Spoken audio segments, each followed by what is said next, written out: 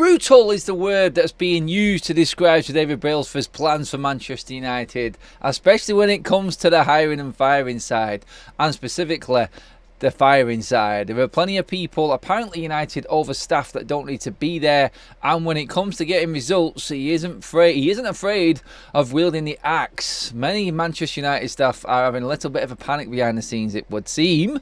The United financials are in for the last quarter. We're going to go through that and look at the clear and obvious places within them results where Manchester United are failing. It wouldn't surprise you quite a lot. There are more and more coming out, just being released now. So in this video, I'm going to just go through them live as they drop.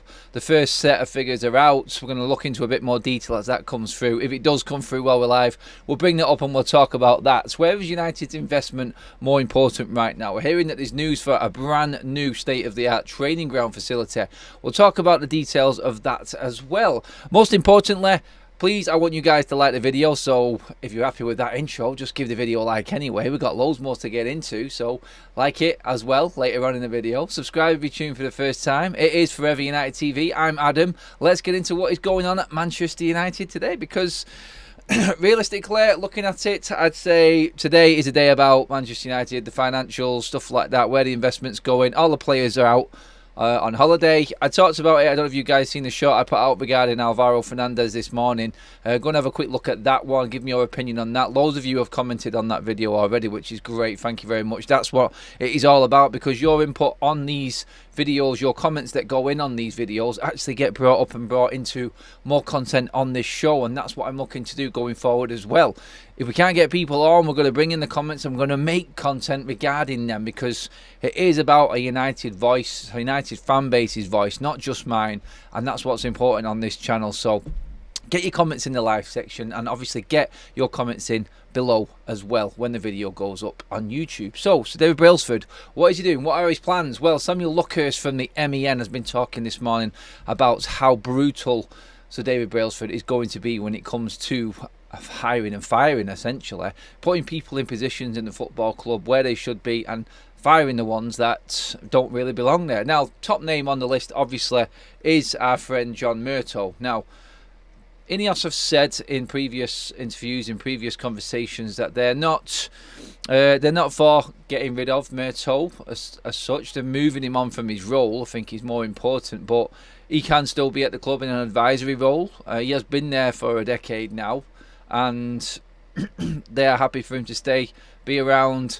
They are looking, and are reportedly looking into previous staff, getting comments from previous staff, their thoughts on how the club is run, a full analysis of Manchester United.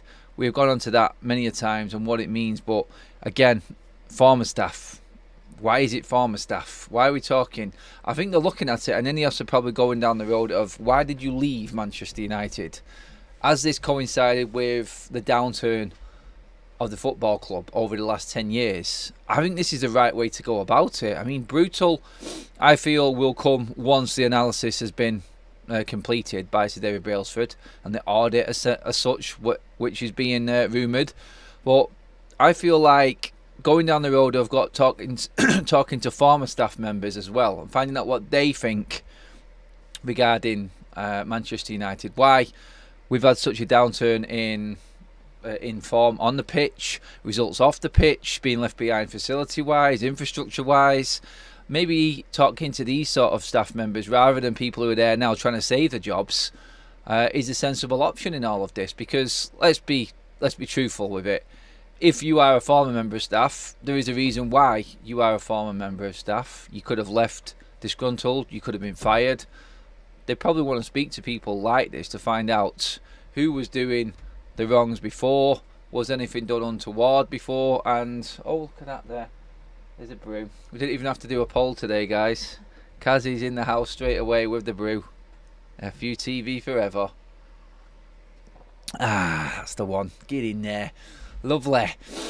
But yeah, I mean, when you think about it, like I just said then, you're going to get a bit more of a realistic response from someone who used to work at a former employer. I mean, if you're there right now as a Manchester United staff member, in whichever role that you're doing, then you're sat there thinking, I'm probably in a little bit of trouble here. when you look at it and the whole picture of it and the sporting side of things, which Ineos are taking over, I mean, the commercial side of things and the staff doing that job there, you can't really complain. How Manchester United pull these sponsorships and endorsement deals out their ass is just beyond me, but they have got the right people, and that is pretty much set in stone. The issue has always been the football side of things. So if you're involved in this football team and this club, and you're part of the football side of things and the development on that side and everything that's going on, then straight away now you're thinking, I'm in a little bit of trouble here. I'm in a little bit of trouble, because at the end of the day, they're coming in to take over this department, and they're going to want to know why it's failed. And if you are a member of that staff, then your head is on the chopping block. It is on the chopping block. So you start to have a bit of a worry. I would be worried even more if I knew that people that used to do my job were being interviewed by the new proposed owners of Manchester United, or the people who are running the sporting side that control my job, Ineos, in other words. So I would be really crapping my pants if that was the case as well. So I just look at it now and I go, okay, again, more good vibes and more good noises coming out of what is going to be happening when Ineos do take charge. But at the end of the day, again, it is all hearsay, and we do need some walking to come alongside this talking right now. So for me, I just feel like the noises I'm hearing, and I've had many debates with you guys in the comments and stuff like that, are all good. I want to see this sort of thing happen. I want to see a full breakdown of what has gone on at Manchester United before. The old staff members and people that used to work at Manchester United, I think, is a fantastic idea. And I think it will really out some people who are actually at the football club right now. So I look into that and go, yeah, very, very clever. I like the sound of that. I really do. Akash with a super chat says Mirto is getting the very expensive boot too. I don't know if it's very expensive. He's obviously taken an awful lot from Manchester United himself. He must have been paid well. You would have thought he would anyway.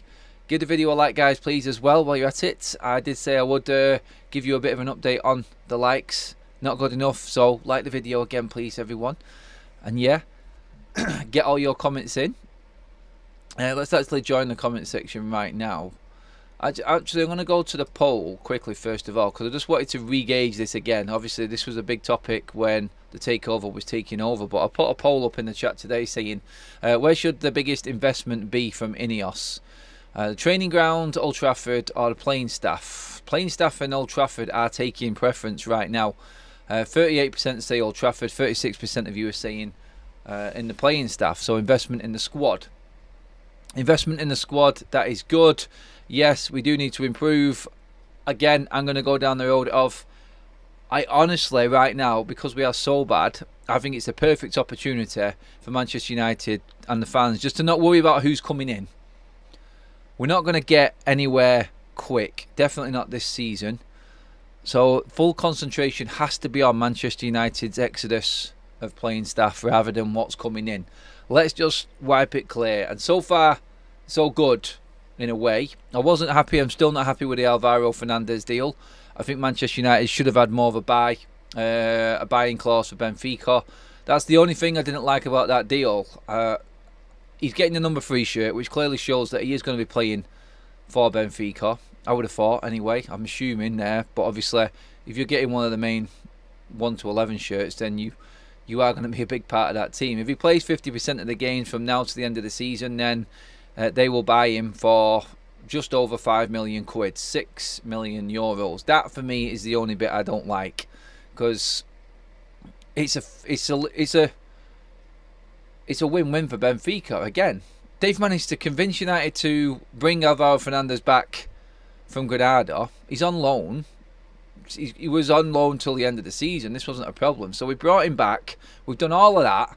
And all we've done, if this player takes off, which we know he's got the capabilities of doing so, then we're only getting, what, 5.2 million? Yeah, we've got the buyback clause, but surely you can grab at least 15 or 20 million there if he's done well. If he's done well and he's going to be part of that Benfica team, then you want them to be paying a decent fee. If he doesn't do well and he comes back, yeah, so be it. You've not lost anything. You've still got a young player that might actually do well back here in England.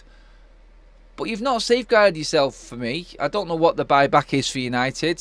Some reports were around about €30 million. Why is it so much for us and so less for Benfica? It makes absolutely zero sense whatsoever to me how we didn't get more out of that initial one. But yeah, going on loan, we have got that option to bring him back. It's not the end of the world. I just think we should have got more out of that buy-on for Benfica and that fee. It should have been more than 6 million.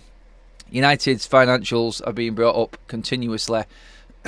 I read a good article today regarding Ten Hag's influence on the youth team, and I noticed this straight away last season watching the youth team, just interviewing the likes of Binion as well, and the dialects and the conversations and communication from Ten Hag to the youth team, and you can see how he's influenced the youth team from his days at Ajax and the communication from youth team to first team and what he had there. He has put that in, and you have to praise Ten Hag for that. You do. You cannot say that he hasn't worked well with the youth team managers. They've all bigged him up. I think he's seen the opportunity straight away. I mean, the first season he walked in, he was coming into a club that had the FA Youth Cup winners, and he's reaping the rewards of that now, like we've said previously on these videos. But I feel like that step up now to the first team. We've seen Mainu and Garnacho make it over the last couple of seasons. Camberwell's come through as well. Obviously, Omari Forson is there as well for Manchester United. We've seen Reece Bennett step into the subs bench as well for the first time. So we have got, and Dangor, let's not forget Dangor. They've got 5 good academy players there that could really prosper. And the fact that now we are looking at getting these buyback clauses on our youth players, and some of the youth players are actually fetching some money as well now, where we didn't get anything before. I think this is praise to Erik Ten Hag and what he's done and how he's changed the culture within the youth system as well. So good vibes there as well. And if he can work with Ineos and enhance that even more, then it's all good for Manchester United. Now the next thing which is interesting news-wise, coming out today, or maybe yesterday mainly, was the prospect, and this is why I put the poll up, of Manchester United and a new state-of-the-art training ground. Now, conversations are being had with a golf club in Knutsford. I don't exactly know which one it is. I'm not a million miles away from Knutsford. I used to play a lot of golf, actually, but I don't know which one that is. But the prospect of that is, it's great if Jadon Sancho comes back because it's not far away from where all the players live. Makes complete sense to actually put a training ground where the players actually live, because it gives them chance to actually get there on time. Not saying that they don't. There's just a few players that might. Well, no excuse is what I'm saying there. But state-of-the-art training facility is what was being reported last night from Mike Keegan. And a golf course which probably, and we've seen this happen with many golf courses, I'm not saying United coming in and flexing muscle and just kicking them out. I think it would have made them a generous offer, and I just feel it works well environmentally as well for that patch of land, doing my bit for the cause and everything like that, and the green side of things. It's not going to be turned into a big estate or flats or anything like that. And you have to look at it as a positive that United are looking to actually try and get back up there as one of the big guns. We need the best facilities. And I talk about that now simply because of what I was just saying regarding the youth team, and the youth team being part of the positive while Ten Hag has been here at Manchester United and the youth players coming through. He was lucky, like I said, to come in at a time when we was having on the back end of a good spell. But for the integration, the communication side, and how close-knit it seems now between the youth and the senior squads, I think it's really good, and Ten Hag has played a massive part of that. When I interviewed, like I said, I've spoken to the under-21 coach, I've spoken to the under-18s coach, I've spoken to the head of the Manchester United Academy, Nick Cox, as well, and he says Ten Hag is all over that youth team, like literally every single day. Communication, talking, styles of play, watching. I've seen Ten Hag at Altrincham. Well, I've been sat in the stand watching a Manchester United youth team game. He came and watched the game at Altrincham Football Club. He was there in the stand just below me watching. He is fully invested in developing the youth, and this is why you would just love him to get it right in his signings, because he's done so much good work behind the scenes with the youth players and stuff like that on that side, and developing some players from the youth coming through and saving the club. Let's not kid ourselves. A bleeding fortune If Mainu and Garnacho develop to their full potential, then think of them positions and how much they would cost in the modern day market. They would absolutely be off the scale. So he's done a lot of good there. His signings that have come in, that's my biggest problem with Ten Hag and the players that he plays. But he has done good. I'm not going to ignore what Ten Hag has done good in this. I'm not one-track pony and fully Ten Hag out. Everything he does is bad, because it's not the truth. It really isn't the truth, and you have to give credit where it's due. So as a balanced argument for our manager, I do believe this side of things is where Ten Hag has really prospered, and I think the club have reaped the benefits of it. Let's get into the chat anyway. Sorry, Adam, Alvaro has not played any first-team games. That's why he is so cheap. No, Graham, completely wrong. Sorry, my man. Manchester City sold a reserve team goalkeeper for 25 million, having played no football at all. Manchester United, when a player is already out on loan, Graham, and then forced to come back and terminate that deal, you negotiate a better deal than 5 million. I'm sorry, mate. That isn't on, and I am overruling you on that decision, Graham. Sorry. I hope you all liked Graham's cameo on the player ratings the other day as well. He did rather well, didn't he? I thought so myself. But on that one, he's wrong. I'm sorry. And he won't mind me saying him or telling him that. It's all banter, don't worry, guys. I'm not having a go at him. Stop paying ridiculous transfer fees and pump up extra into improving the training ground. Leave Carrington, by the way. As a Chris, you mean leave Carrington as in move away from it and just let someone else take it, move to a different destination? Let me know on that, Chris, because this is apparently what we're talking about and what is happening. Like I said, guys, I'm going to keep you up to date with everything that's coming out of the financial side of things as well. I'm just going to double check that Nova update has come out. Let me see. Nothing quite as yet. So I'm just flicking through now. No, we're all clear on what that. So I'm going to bring that up in a minute anyway. But yeah, I'm going to get through some of your questions. So, guys, in terms of Manchester United moving training ground, if we were to fully invest a big chunk of money, are you okay with that? If it's going to develop the women's team, the youth team on all levels down, and the Manchester United first team, is it what Manchester United should be expected to have for being such a big club? Are you happy with that? If that cost us, say, 200 million to develop a new training facility, are you happy with that investment? Is that good for you? Or are you, no, that's not the priority. We need to sort the playing staff out first and stay relevant actually within European football. Let me know what you think, guys. That is part of that poll as well. So if you want to add your comment and put that vote in the poll, I think it pretty much sums it all up. Training ground, Old Trafford, playing staff. Where's your priority? As we're talking about training ground and stuff like that and developing the youth, I'll see if that influences the vote as well. Phew! Wow, where did that come from? My God. Oh, I was sore on the chest, that one. Excuse me. Wow, that came out like a shot in the blue. My God. Right, I'm okay. Jesus. Anyway, need to leave Carrington, says Chris. Thank you, Chris, for coming back with that comment. Start afresh somewhere else. United seem to have a habit of clinging on to the past. Yeah, that is a good point, that one, actually, Chris. Yeah, it is like, just let it go. Let it go. See what you can get, generate, sell it wise. Someone else might want to take it. Do you know what I mean? They might want to rent it out.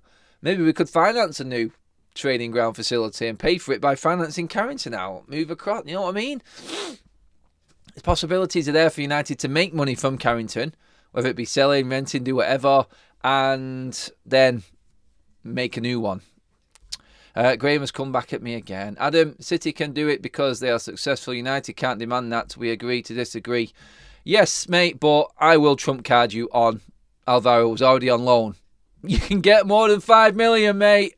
I'm telling you, another 10 million. We're not talking 50 million here. We're talking at least another 10 million.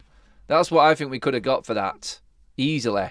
And then we're talking about balancing books, because when I come into the financials in a minute, you know exactly what I'm saying about that extra bit of money and how we can actually come in line with financial fair play as well. Every little bit. Remember, we're bringing a man in about marginal gains. 5 million is not enough. I'm telling you now. We didn't need to let him go from Granada. So that's my argument on that one. It's too low. So stop it. I win. Anyway, Top Cats. Sort out the training ground, make it the best in the world. Doing that will entice world-class coaches. Very good points from Top Cat 1 there. That is exactly the sort of response I wanted to hear. Think of it as a positive. The best training facilities there is in England is what United need to be building right now. That will give you somewhere to bring players in. It's like Jude Bellingham walking into Carrington. I mean, we had to roll in bleeding Sir Alex Ferguson to try and make this deal happen, and we still didn't get him. If you're rolling in a young up-and-coming prospect like Jude Bellingham in the future to the single best training facility in the country, which is what United should be doing, then it's a different ballgame altogether. You're all of a sudden making that player think, oh, hang on a minute, if this is what they're going to do with a training ground, and this is how they're going to develop all of their youth players, they're going to bring in the best staff, the best facilities, everything like that. I am looked after here for the rest of my time at the football club. It makes them want to give more. Because they're getting so much from the club, the player wants to give more back. I just feel like the standards of the club have dropped so much in so many different areas and aspects that it feeds into the mentality, and everyone just accepts the lower standards. And that goes from the staff at the top of the club, coming down to the coaching. No disrespect again, but they don't even know it's happening. Coming down to the coaching, coming down to the training ground, the first team, the results on the pitch. I mean, I'll say an example of it was Ten Hag when he first came through to Manchester United. He walked through the door at Old Trafford. Whoa, Manchester United, this is it. Questions start getting asked in press conferences. Ten Hag answers them. Manchester United need to be winning every single game and competing for every single trophy. Quote, unquote, Ten Hag's words. Interview this season, another year on, we overachieved last season by getting third in a trophy. They don't realise it's happening. And it doesn't get, if you don't set the bar high, you're never going to be able to compete. And Ten Hag, in saying what he said this season, was the one reason why I started to doubt him, as well as the players he was picking on the pitch. He's picking players on the pitch and then coming out with comments like that, for me, is a massive red flag. It's like, there we go, we've got him. First season, expectations surpassed, well done. You don't just say, oh, we've overachieved, and then just fall down the next season. As soon as you say we've overachieved last season, then players automatically, in their minds, are thinking, we're not as good as what we was last season. We just overperformed. Had one of them lucky seasons. It feeds into the staff, the players, the coaches, everyone above. It's like, oh, we made a profit this season. 5 million. That's all right. We're doing all right now. No, it's not. You want to get 10 million, 15, 20. You want to keep it going up and up and up. You don't stay still. Manchester United have stood still for the last decade, just living on the memory and the history that Sir Alex Ferguson, Sir Matt Busby, and everything this club have built. And they've just been surpassed by everyone. Everyone has walked past them because they're in hell-bent on improving. Manchester United have not. They've just had the arrogance to think they can stand still. And I'll say it again, you can say it's just a passing comment and it's a ridiculous comment, Adam, but again, the standards were set when Ed Woodward came out with that stupid comment in the first season when David Moyes took over from Sir Alex Ferguson. We can do things in the transfer window that clubs can only dream of. Well, now you're behind everyone, Ed, and you're not in the job anymore. Standards. Don't let them drop. Don't let them don't let them fall below the bar. And you will continue to go forward. Manchester United just have an arrogance about us that we have an expectation and a God-given right to be at the high table of European football constantly. It's like the Super League. That was the arrogance of these owners. We are one of the big six. You've not won the league in a decade, you idiots. So how are you one of the big six? It's like saying we had as much argument in that debate as Spurs did, except we've got more history. But if you're going off Monday football, United don't belong in the big six. They don't. Manchester United are there through their history alone and nostalgia. That is what we are. We're looking and living in the past. Training ground and these facilities is the first clear sign that Ineos have got the right mindset to take United forward. What Ineos and Sir David Brailsford and Sir Jim Radcliffe have been saying, hell-bent on getting success on the pitch, Not about profits, not about margins, not about actually getting money out of Manchester United. The money that we make, the profits we make, automatically go into improving the on-field and the results there. That's what's important for Ineos. If they build a state-of-the-art, and it will be the best in the country, they have to make it the best, otherwise it's pointless doing it. You're going to have to top trump City and Spurs and Arsenal's training grounds and everyone else's in the country. It has to be better, otherwise it's pointless doing it. Then that is a clear sign that they are driven and they want to be back at the top. Manchester United have to have the best of everything. There are things that they can do now that they know are a guarantee to take United further. It is the training facility. It is the recruitment and the structure of how we do transfers and how we run our football side of things. Without any doubt that can be done. They can implement that straight away. If he wants to invest his money, he's got that extra money to invest, and it can be in a training ground. Go for it, Sir Jim. Get it done, and you know what? You will win over a mass majority of the fan base that are doubting you straight away. It doesn't matter what players Manchester United bring in, as long as they are structured, properly scouted, properly... I mean, what? Actually, this came up last night, actually, and it was the overlap. I was watching it with Gary Neville. Obviously, had the full panel on. Keane, Wright, Scott, and Carragher were on it as well. And Gary Neville made a fantastic point when he said, you look at all of Manchester United's old signings, and you look at the signings that didn't cost a lot, and how massive they were for the football club. And it's like they all said, like, managers brought players in, and you looked at them and you went, oh, maybe not. But he said some of the Manchester United's all-time best players. I mean, they talk about the Van Persies, the Rooneys, the Rio Ferdinands, players like that are bought in for big money. You know, automatically, fantastic player. But the Ji-Sung Parks, the Nemanja Vidić's, Solskjaer, Ronnie Johnson, Peter Schmeichel, all of these type of signings that are up there on the list of Manchester United legendary status. Good scouting. That's the first thing that Ian Wright said in comment to it, in response to it. He went, that there is good scouting. Bang on the money. Absolutely bang on the money. And United have fallen away from that. And it is. And it all does come down to structure, because the main conversation was about who should be the final say. Who should be the man at a football club that has the final decision on players that come in. Gary Neville and Roy Keane said it should be the sporting director. Ian Wright, I mean, he was brought up with Arsene Wenger, who run everything. And Arsenal he's always had that. He said it should be the manager. Jill Scott said the manager, but she did say on her side that was looking at it from the women's side of thing, where that is predominantly what happens. It's different in the men's game. And Jamie Carragher just said, literally, it's both. Yes, there should be dialect from the manager, but the sporting director is the one that does everything. The example was Jurgen Klopp did not want to buy Mo Salah. He wanted to bring in I can't remember the German forward, who's now playing still at Dortmund. I can't remember his name. Someone in the chat will tell me in a minute. He wanted to bring him in, but his transfer committee said, no, it's Mo Salah. He fits your style of play better. Now one of the leading greats in goal scoring statistics, and probably is going to go down as one of the top 10 strikers in the Premier League era, without a shadow of a doubt. That's what that brings.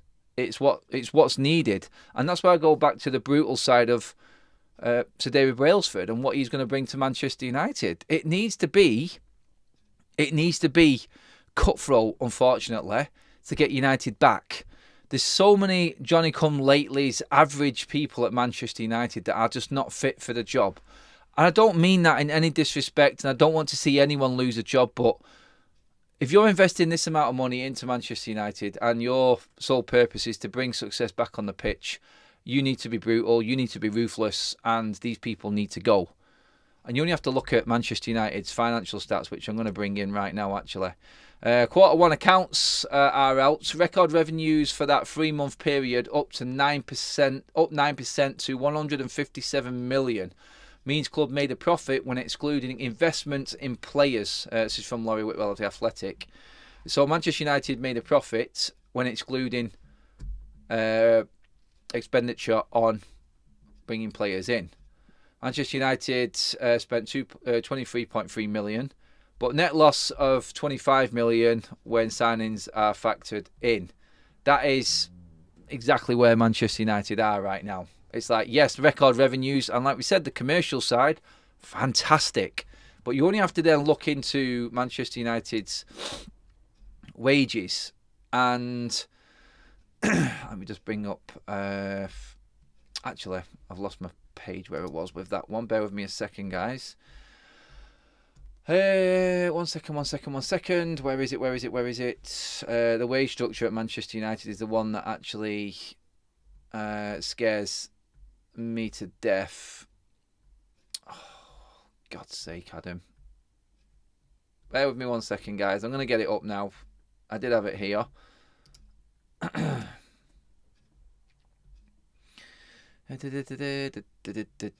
Right. Okay, let's get into more of this now. So there's more come out. So post-record first quarter revenues, 157.1 million for 3 months ending September 2023. Wages up 9.7 to 90.3 million due to signings and Champions League qualification. So that there, Manchester United from the year before, because all the players take a pay cut if they don't reach the Champions League. So everyone got their normal wages, which sent it up by 9.7%. With new players being brought in, that there is obvious sign that we are in some form of control of signings at Manchester United, or wages at least. But then you bring in the fact that, wow, we've just lost Ronaldo's wage, we've just lost David De Gea's wage. I mean, Jesus, what's there? Like, it's just under $1 million a week. Man, what was it before? Exactly my point. There is a story just coming out, guys. Kaz just sent it through to me now. According to reports in Spain, check this one out. Manchester United are plotting a shock 130 million Vinicius Junior signing. Okay, love that one. No, that won't happen. That definitely won't happen. But yeah, no. I'm just going to say straight outright. But we got to have a laugh, haven't we, as well on this show? We have to have our giggles as well. But what I'm getting at, really, in terms of the United financials, is how the club was run before. A complete disgrace, really. That signing of Ronaldo that didn't need to happen, alongside the signing of Jadon Sancho in that same window, and Rafael Varane. So in Ed Woodward's brainstorm of a summer under Ole Gunnar Solskjaer, and this is Ole Gunnar Solskjaer being a yes man, is Manchester United took on 3 players in the same window, and that wage bill alone for them 3 players was upwards of 1.2 million a week in that window. And then we had the catastrophe of that season and everything that went wrong in that season with Ole Gunnar Solskjaer. This is the structure that Manchester United was. This is the structure that Ineos are trying to change. I'm completely on board with anything. We've just passed the 100 like mark, guys, as well. Thank you so much. I'm completely on board with everything regarding the training facilities coming in. I think that is a massive, massive statement for Manchester United. It really is. And I think they just need to go all in on that straight away. That will be a statement. Let's just say that will be a statement from Ineos and Sir Jim Radcliffe. That's putting United back on the map. That really is. And some would say, oh, it's not changing anything on the pitch, though, is it? We're still not bringing the right players in. We're just going to have the crap players playing in the best facilities and training in the best facilities, aren't we? But no, it's not. It's about attracting the best. That's what it's about.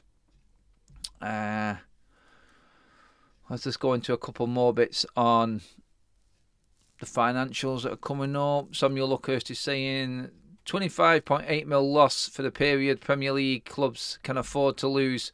Can afford a loss of 105 over a 3-year period under the profit and sustainability rules. So basically what Samuel Luckhurst is saying regarding them financials there is Manchester United in one period have lost 25 million.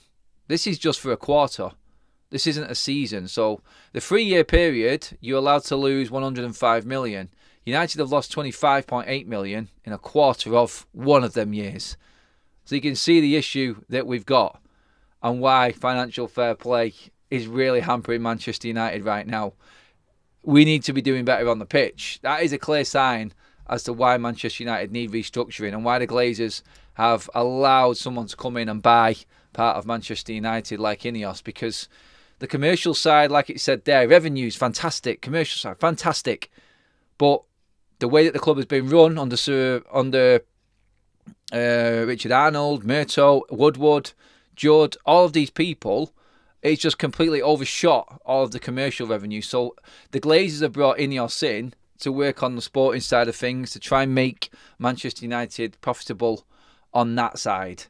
If we can balance that with what the commercial side is bringing in, Manchester United should never ever have a problem with financial fair play. But it does coincide with success. And the reason that Ineos and Sir Jim Radcliffe are saying everything is hell-bent on bringing success on the pitch for Manchester United, ultimately, their shares in United, if we start doing well, are still going to go up. So, yes, I am fully on board with them. Their initial, let's just say, first 5 years is going to be Manchester United. We are just putting a big outlay.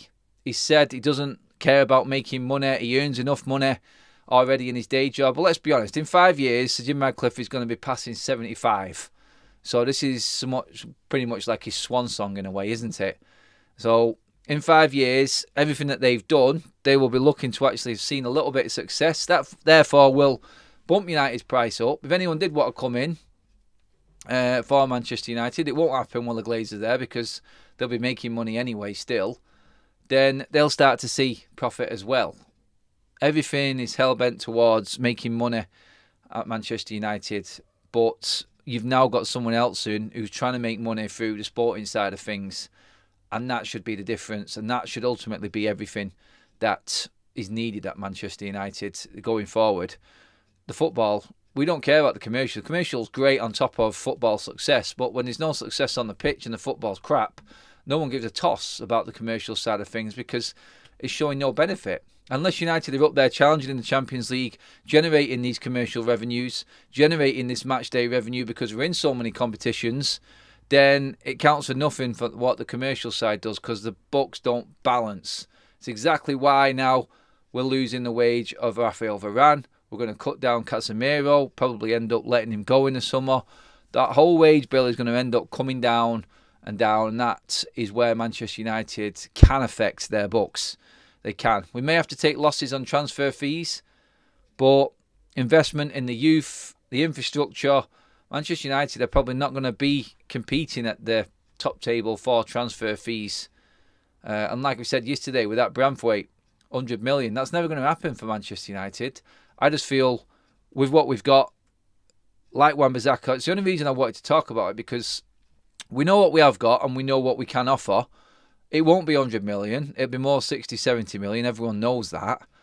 Everton need to sell because of financial fair play themselves. United can obviously then balance that off a little bit with maybe a player and cash and make something like that happen. This is where we have to be clever. So, whereas 100 million, I totally agree with everyone else, that will never happen. And a lot of people just read the thumbnail and the title yesterday before they started commenting. And I get it, I do. He's not worth that. He really isn't. But can Manchester United break that deal down to work for them? Yeah, of course they can. And let's not forget, Branthwaite isn't going to demand high wages. So in a whole package of a transfer, it is doable for Manchester United. But only if Sir Jim gets everything right and structured in the right way. That's why it's so important. And hopefully that's the context that you guys need to everything on all the shows that I actually do. I look behind the scenes and bring up the information that's been put out there and try and work out what can be done and what is obvious. Well, it's obvious to me, it's obvious to us. If it is, then there is ways that the club can get around it as well. So that's where we're at with it anyway. But let's get into some comments quickly. Please give the video a like, guys. Keep liking. Gehenot says, of course, this stupidly has to change. United crapping money. Stupidly, we gave Bruno a stupid contract, plenty of stupids in there. $250 a week for not being able to take a corner or free kick. The Bruno hate is back in the chat. Chris says, we lost 70 million last year. This is where we're struggling. It is. We're losing money every single year.